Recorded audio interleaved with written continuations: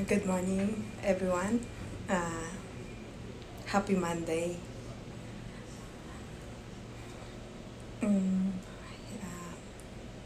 2021 na alam ko na maraming blessings at magagandang mangyayari sa bawat isa sa atin. At this coming end of the January, pupunta ako sa training para sa business, and I hope and pray na ngayong 2021 makapag-open ako ng business ko.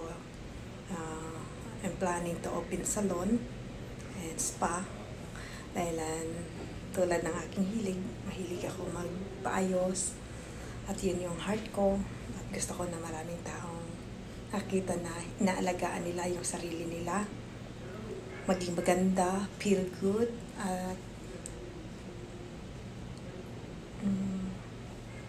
kaya yun yung passion ko talaga.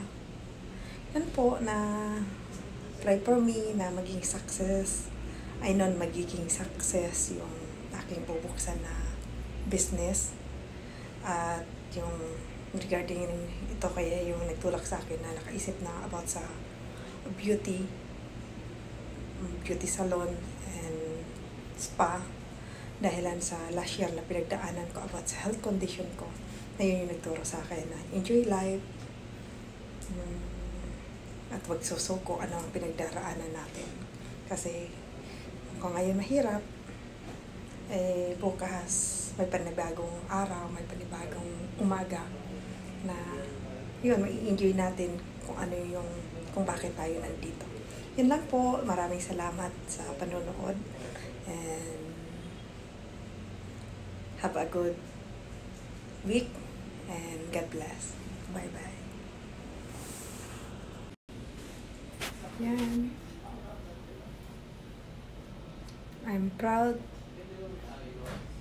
becoming 40 this year, and always look good and feel good. Yun ang secret.